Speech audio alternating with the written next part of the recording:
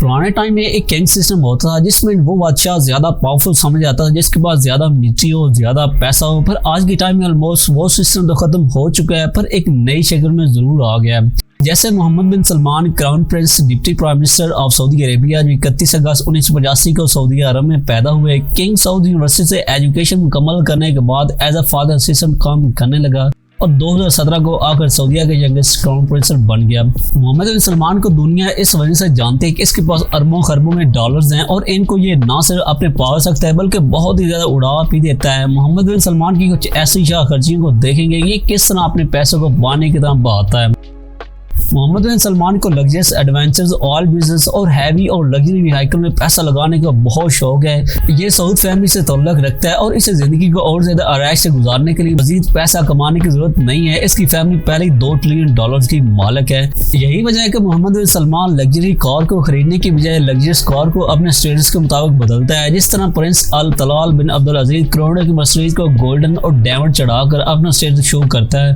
Mohammad bin Salman ने न सिर्फ एक आध गाड़ी खरीदता है बल्कि दुनिया भर में बनने वाले लेटेस्ट और महंगी गाड़ियों को एक साथ खरीदता है और उनका पूरा कलेक्शन बनाकर अपने गैराज में रखता है। सिर्फ इतना ही नहीं, इसने एसवीजी लैम्बोर्गिनी के गोल्ड लैम्बोर्गिनी में मॉडिफाई करवाया था जिसकी प्राइस $7.5 मिलियन बनती है। दूसरी गाड़ी gold Rolls Royce Phantom coupe की प्राइस $8 मिलियन बनती है। Bugatti variant grand sports car जो ब्लैक और गोल्ड से बनी हुई है इसकी प्राइस $12.5 मिलियन तक बनती है। लेकिन इसके बावजूद ये इसकी लास्ट फेवरेट गाड़ी भी नहीं है। स्पोर्ट्स कार होने की वजह से इस कार की स्पीड 450 किलोमीटर पर आवर है जो दुनिया की रोड पर दौड़ने वाले फास्टेस्ट कार्स में आती है।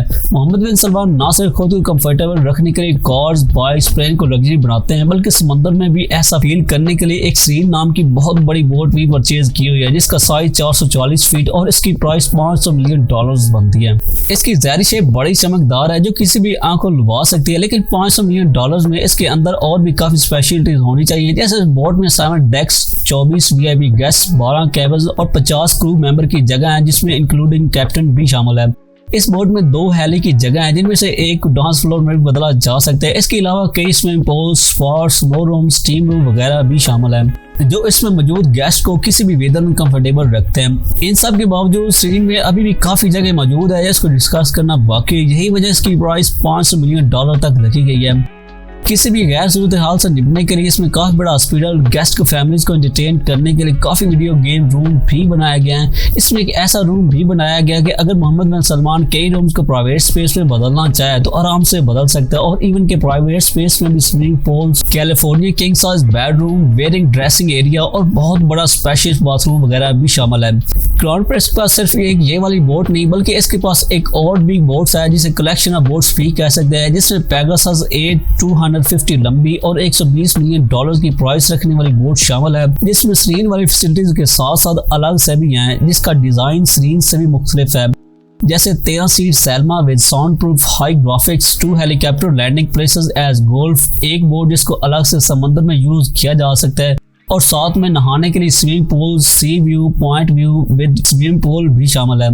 इस यार्ड में 12 गेस्ट, 26 क्रू मेंबर की जगह मौजूद है और इनको समंदर के बीच में हर तरफ से एंटरटेन करने के लिए काफी एंटरटेन जगह बनाई गई हैं। इस यार्ड में एक पूरा पार्टी बार बना हुआ है जो भी मौजूद है। फास्ट फूड के लिए barbecue point, dance floor with colour lighting और इसके साथ साथ 1000 डिफरेंट फ्लेवर्स की बोतल भी मौजूद है जो मोहम्मद बिन सलमान के मेहमानों को कभी बोर नहीं होने देते। इन बोट्स को और ज्यादा वैल्यूएबल बनाने के लिए एक लियोनार्डो डी विंची की ओरिजिनल पेंटिंग भी ली गई थी जो आज से 500 साल पहले बनाई गई थी। इस पेंटिंग को बेचने के लिए नीलामी की गई थी जो काफी ज्यादा लोग शामिल हुए थे पर मोहम्मद बिन सलमान ने इसे $450 मिलियन में खुद ही खरीद लिया। और ये तो कहना मुश्किल है कि इसने ये वाली पेंटिंग किस बोट में लगाई है, पर जिसमें भी लगाई है वो बोट और ज्यादा महंगी होगी पर हो सकता है कि वो डैमेज से बचाने के लिए इसने कहीं और लगाया हो। मोहम्मद बिन सलमान ना सिर्फ इतना पैसा गाड़ियों, बोट्स, बाइक्स, प्लेन्स पर लगाता है बल्कि इसने एक और बहुत बड़ा आलीशान घर किसी भी शाही किले से कम नहीं है उस पर भी लगाया हुआ है। इसके अमेजिंग फैक्ट और इसकी खूबसूरती को देखने से पहले अगर आप बगैर सब्सक्राइब किए इस चैनल की वीडियो देख रहे हैं तो पहले वीडियो को लाइक करते हुए चैनल को भी सब्सक्राइब कर ले और साथ मौजूद घंटी के बटन को लाजमी प्रेस करें अगर आप ये वीडियो फेसबुक पर देख रहे हैं तो ईबुक्स पेज को लाइक करना मत भूलिएगा। Basically crown Prince Saudi Arabia में कहीं भी किसी भी जगह बड़े से बड़ा घर बनवा कर रह सकता था, पर इसने अपनी प्रॉपर्टी को और ज्यादा वसअत देने के लिए पेरिस के वेस्ट साइड पर फ्रेंच कैचू होम को भी बाई कर लिया था, जिसकी कीमत $300 मिलियन बनती है। ये वाला घर दुनिया के महंगे तरीन घरों में शुमार होता है। ये घर 17 सेंचुरी में बिल्ड किया गया था। इस घर के साथ काफी बड़े बड़े लॉन्स भी बनाए गए, जहाँ पर कई गोल्डन स्टैचूज, मार्बल स्टैचूज लगे हुए हैं। पुराने टाइम के घर को एडवांस बनाने के लिए काफी ज्यादा cameras, light system, sound proof house, air condition system, सिर्फ इतना ही नहीं, घर को आईफोन की मदद से कंट्रोल भी किया जा सकता है, यानी डोर्स को ऑटो क्लोज करना, लाइट्स वगैरह ऑन ऑफ करना, कैमरास वगैरह एक्सेस शामिल है। ये घर 97 एकड़ में शामिल है, पर इस घर में सिर्फ 12 बेडरूम्स ही बनाए गए हैं, ज्यादा गार्डन पर मुश्तमिल है। इस घर में अपनी शादी की तकरीबात के लिए बड़ी बड़ी सेलिब्रिटीज ख्वाहिश रखती है कि उनका वेन्यू यही हो। गार्डन में घास के अलावा काफी ज्यादा डेकोरेटेड टाइल्स लगाई गई हैं, जो स्विमिंग पूल और गार्डन की शेप को खूबसूरत बनाने में अपना किरदार अदा करती हैं। घर के साथ मौजूद तालाब, जिसमें काफी ज्यादा मछलियां, गोफिश, क्रोकोडाइल वगैरह भी मौजूद हैं, जो खूबसूरती में और ज्यादा बढ़ा देती हैं। इस घर के अंदर फर्श से लेकर छत तक हर चीज एक्सपेंसिव मार्बल यूज करके बनाया गया है। दीवारों पर काफी ज्यादा वुडन सीलिंग्स भी की हुई है। इस घर में सिर्फ वही लोग दाखिल हो सकते हैं जो या तो सीक्रेट एजेंट हो या ऐसे लोग हो जिन्हें इस घर में दाखिल होने की इजाजत दी गई हो।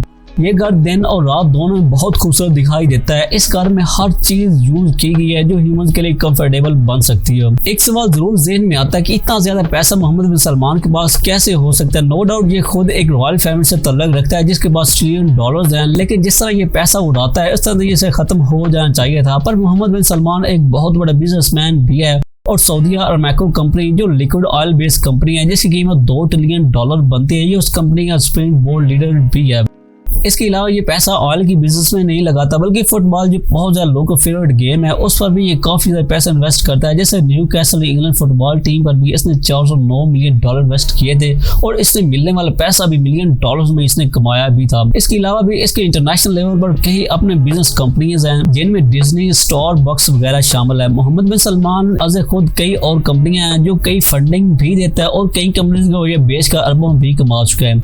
प्रिंस के बारे में ये बात भी मशहूर है कि इसकी फैमिली के साथ बहुत ही बुरे रिलेशन है, पर रियलिटी ये है कि इसने रिसेंटली एक और कजन से भी शादी की है, और ओवरऑल इसके 5 बच्चे हैं। इसकी एक ही माँ है और ये खुद 3 भाई हैं। इसका बाप जो सऊदीया के मौजूदा किंग है और इसकी एज 85 साल हो चुकी है, और इसके मरने के बाद मोहम्मद बिन सलमान सीधा सऊदीया का नया किंग बन जाएगा, जो सबसे यंगेस्ट भी होगा।